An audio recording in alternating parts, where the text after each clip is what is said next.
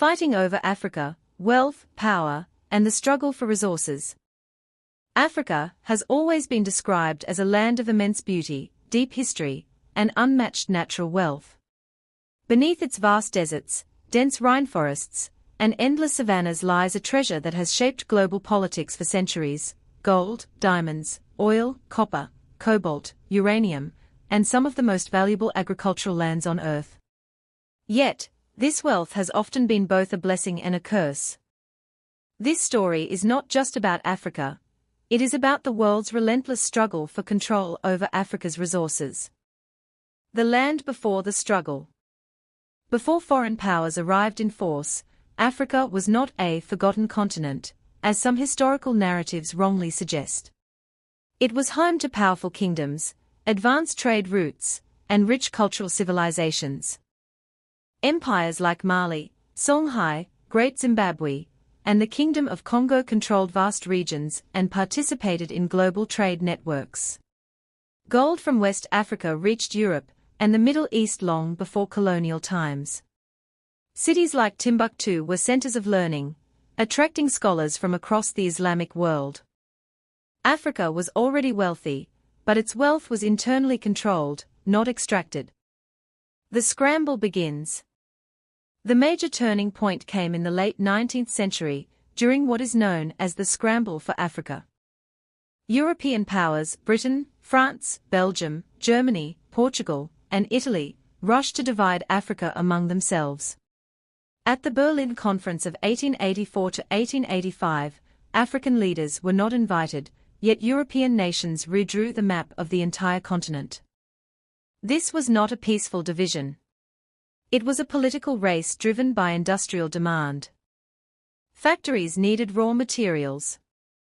Armies needed strategic territories. Markets needed new consumers. Africa became the solution. Borders were drawn without regard for ethnic groups, languages, or existing kingdoms. This decision planted seeds of conflict that still exist today. Resource extraction and colonial control.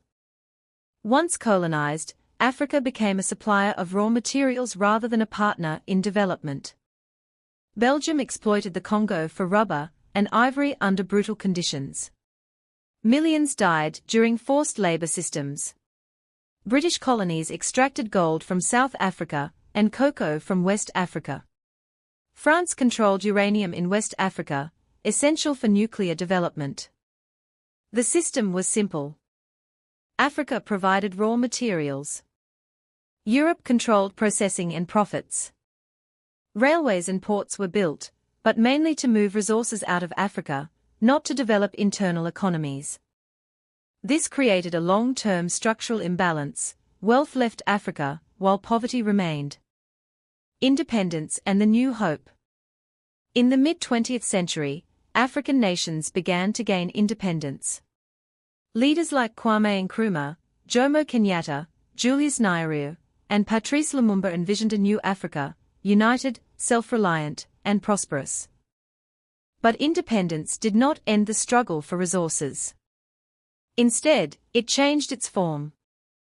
Now, global powers no longer ruled directly, they influenced indirectly through economic aid, military alliances, corporate investments, political interference. Many newly independent states inherited weak institutions and artificial borders, making them vulnerable to internal conflict. The resource curse. Africa's wealth became a paradox. Countries rich in oil, diamonds, and minerals often experienced more conflict and instability than resource-poor nations. This is known as the resource curse. Examples include oil-rich regions facing corruption and armed conflict, diamond fields fueling civil wars, foreign companies competing for mining rights, governments struggling to manage wealth fairly. Instead of becoming a source of unity, resources often became a source of division. Modern global competition. In the 21st century, the battle for Africa's resources has intensified again, but in a more complex way. Now, the competition includes Western nations. China's large-scale infrastructure investments. Russia's strategic partnerships. Private multinational corporations. Africa holds some of the world's most critical future resources. Cobalt for electric vehicle batteries. Rare earth minerals for technology. Oil and gas reserves. Vast agricultural land for food security. The global shift toward green energy has made Africa even more strategically important. This is no longer just historical exploitation, it is economic competition on a global scale. The human cost. Behind the statistics and politics are real human consequences. In many regions, poverty remains widespread despite resource wealth.